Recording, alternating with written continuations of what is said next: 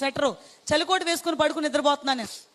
మెల్లిగా ఆయన లేచారు. ఎప్పుడంటే రాత్రి 1:30కి, అంటే అర్ధరాత్రి 1:30కి లేచారు. నా దగ్గర ఉన్న చిన్నవాడిని తీసేసి వాళ్ళ అన్నయ్య దగ్గర పడుకోబెట్టారు. ఇంట్లో బెడ్ లైట్ ఉంది, బెడ్ లైట్ కూడా ఆఫ్ చేశారు. బెడ్ లైట్ ఆఫ్ చేయగానే మేము పడుకున్న రూమ్ అంతా ఎలా మారిందంటే కన్ను పొడుచుకున్నా కనపడనంత చీకటి అంటారు కదా, అంత చీకటిగా ఉంది మా రూమ్ అంతా. ఆయన మూలన ఇంట్లో కొన్న అలవాటు ఏంటంటే నేను ఎప్పుడు పడుకున్నా సరే ఇలా ముఖమే చేయబెట్టి పడుకుంటా, అదొక అలవాటు నాకు. ఆయన నా దగ్గరకు వచ్చారు. పలానా చోట నరికేయాలని ముందే ఒక ప్లేస్ ఆయన నిర్ణయించుకుంటారు. లైట్ ఆపేటప్పటికి నేను ఎక్కడ పడుకున్నానో కూడా ఆయన కనపట్లేదు. బాగా అంత చీకటిగా ఉంది మొత్తానికి. ఆయన అనుకున్న ప్లేస్ ఆయన కనపట్లేదు కనుక ఎక్కడో చోట నరికేయాలి అనుకున్నారేమో. ఆయనకి ఎంత బలం ఉంది, అంత బలంతో ఒకే ఒక్క దెబ్బ వేశారని.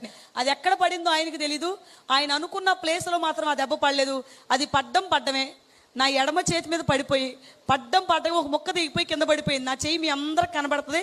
ఇంకేజ్ ఒకవేళ కనబడకపోతే మీటింగ్ అయినా కాస్త దగ్గరకు వచ్చి చూదురు కానీ ఒక కనబడుతుంది కదా. ఎప్పుడైతే ఇలా నరికేశారో నా చేతిలో గొడ్డలతో నరికారని నాకు తెలియదు. ఒక ముక్క కట్టేయిందని నాకు తెలియదు. అర్ధరాత్రి 1:30కి నా చేతి నుంచి ఇంత బాధ ఎందుకు వస్తుందో అర్థం కాక పరిగెత్తుకుంటూ వెళ్ళిపోయి ట్యూబ్ లైట్ ఆన్ చేసి వెనక్కి తిరిగి చూసేటప్పటికి మంచం పక్కన ముక్క కనబడుతుంది. ఈ పడిపోయిన మొక్క మంచం పక్కన వడిగిపోయాను. అది చూసి నేను కంగారుగా ఏంటి అన్నాను. ఇక్కడ ఎక్కువ మొక్క పోవడం వల్ల బ్లడ్ ఆగట్లేదు, బాగా బ్లడ్ బయటకు కొట్టేస్తుంది. కుళాయి తిప్పి వదిలేస్తే ఎంత ఫోర్స్గా వాటర్ బయటకు. జనవరి నెల అంటే బాగా చలి.